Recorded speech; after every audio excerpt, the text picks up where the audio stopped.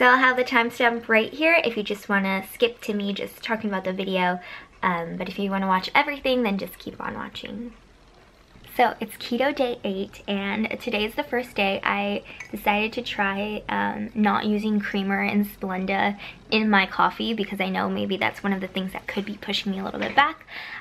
So today I did just some Maxwell House coffee. I'm working in the back, sorry. I did some heavy whipping cream. I just did a splash of it, and of course a splash is like very subjective, but that one's just all like fat, no carbs.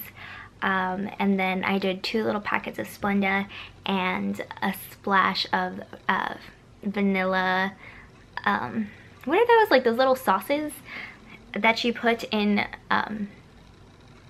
like to flavor coffees that like a lot of coffee shops use. I did that, and that's actually not that bad. So I think I'm officially gonna do the switch over, just so I don't have the extra carbs and the extra sugar from just creamer and Splenda, and then because stevia is technically better for you, and it actually turned out really well.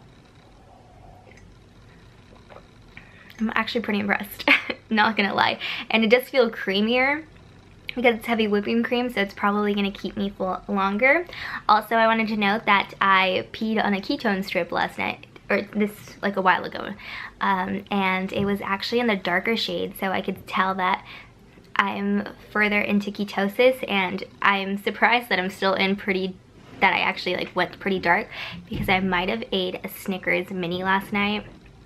It's only 4.4 carbs for the mini one, and I really needed a treat last night. I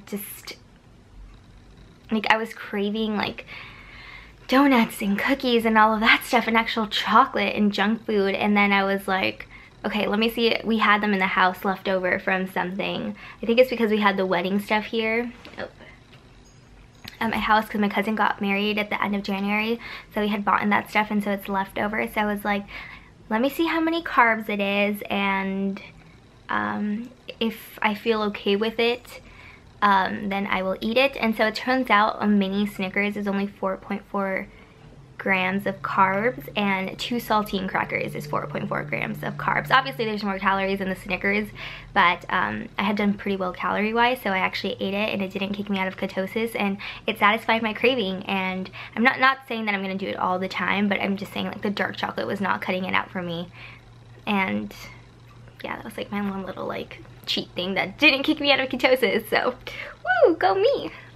So I actually wanted to include a pair of jeans, or just something that didn't quite fit at the beginning of my journey. I just didn't think of anything off the top of my head to include in the first week, to show how like I went from not fitting back to fitting. So the pair of jeans I'm about to show you, these fit when I was 130 pounds. So I am still some ways to go to get down to, that's like another 10 pounds. So I wanted to show you guys what they look like now. So now they won't even like close. It was a struggle to get this up my butt. Let me try to see if I can adjust the camera. So I don't know if you can tell, this doesn't close whatsoever. Actually, it doesn't make me look like I have a butt either, so it doesn't close. So it'll be nice to see when these finally close and you guys account. It kind of shows an unflattering part of my belly, so I am kind of covering it, but yeah, doesn't not even close, doesn't close. I need to lose 10 pounds. At least that's the last time I weighed and the last time I wore them, and they were actually closed. So yeah, this is officially, this is Sunday, so let's see if Wednesday is day 14, Wednesday is day 13, Tuesday is day 13, Monday is day 12, so this is day 11. I look orange. So it is currently day 12 of keto, and I'm using my head so you don't see my bed in the background. I really wanted to report that I'm extremely thirsty. Like, I finished a water bottle, and I kid you not, like 15 minutes, and I was still very thirsty. And I'm exhausted. Like, I cannot concentrate at school. Like, even if I had coffee in class, I could just not. I was like, get me out of here. which I wanted to note, some days that does happen and other days it doesn't happen. Some days I can like super concentrate and I am learning, the most focused person in the world, and then other days, even if I get like my 7.5, 8 hours of sleep, the other days that I'm just like exhausted and can't do anything and I need like a 4-hour nap. So that's interesting how, well, I know like this, like both side effects, like being super tired and then being super energized is something that happens on the keto diet, but I want to say more so exhaustion as of right now than energy. 138.1, 2 pounds down. So I've completed another week in my keto diet, and I'm sure all of you guys want to know how much I've lost in total. Now from week 1 to week 2, I have lost an average of 2 pounds. Also, I apologize if the lighting is changing. We are going through another little rain cycle, so there is hardly any sun. I don't know why. It was just good lighting and now it has changed to like very blue toned lighting. But yes, I have lost 2 more pounds, 2.2 pounds in a week, which is 1 kilo. For all your converters, it is 1 kilo. I've lost 6 pounds in total so far in 2 weeks, which is really, really amazing. So right now I weigh 138.1. I hadn't gone to the bathroom yet, as in number 2. When I stepped on the scale, I know the scale would have been lower had I gone, but realistically speaking, let's just say I'm 138. And that's really good. I know progress is going to slow down even more because this is all mostly water weight. I think from here on out, whatever I lose is going to be body fat. I wish I had one of those scales where it tells you like your body fat percentage, but that's why I have been keeping track of my measurements since it has been 10 days since I measured myself, because I did measure myself on day 4. I measured myself on the 10th of March and today's the 20th of March, so that is 10 days, and in 10 days I'll tell you guys my measurements. So nothing in my stomach this time. Like freshly woken up, haven't drinking water or anything. So my measurements in my waist today are 34.3 inches. I have lost 0.7 inches in my waist. In my hips, it is 38.5 inches. I've lost 0.5 inches, so half an inch around my hips. Which, I mean, that's kind of like my biggest area, as in more belly fat. In my thighs, today they were 21.7 inches, which I lost 0.3 of an inch. The arms was kind of tricky because I don't remember quite how I measured my arms, because when I measured it today, I think it had gone up and I haven't been working out, so I was struggling, or I just was measuring a different part of my arm. And as for my bust today was 38.3 inches and I lost 0.7 inches. So, yeah, that's pretty good. If I want to add like in total how much inch of fat I've lost in my body, it is, let's see. I've lost 2.2 inches of body fat, which is progress, especially in 10 days. That's amazing. I know my belly is going to be the slowest going, but you know, that's my struggle area anyways. A lot of people, like my aunt, who like takes a lot of notice on like whether you're puffy or whether you're not puffy, she says my face, she could tell in my face that it's less swollen, and I kind of noticed that as well, that it's just a little bit less swollen. I'm definitely not bloated anymore in the stomach. Like I can tell, like even though it's only been like a little bit of inches off, like I can tell I'm not bloated anymore, and that is an amazing feeling. I'm still far away from clothes like drastically fitting differently, but it's slow and steady going. I think 6 pounds in 2 weeks is amazing. I wish I would have done this before when I was trying to de-bloat for like different occasions. But yeah, keto actually really works. I have my days where I'm like super energized, and then I have my days that I'm like dead to the world regardless of sleep, and it really is hit or miss depending on the day.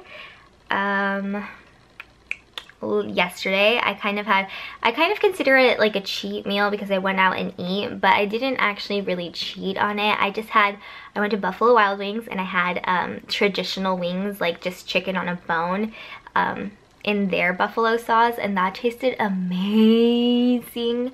And then I went with my boyfriend and he got the boneless, and boneless used to be my thing, like that was my favorite thing, but I like finished my traditional wings and I was still a little bit hungry, so I was like, oh, let me just take a bite out of like a boneless wing, and I kid you not, it tasted so bad. And I used to love them. It's not like they were prepared badly, but like in comparison to like, I think it has to do with just being on a keto diet and how like your taste buds change and get accustomed to like what you're eating.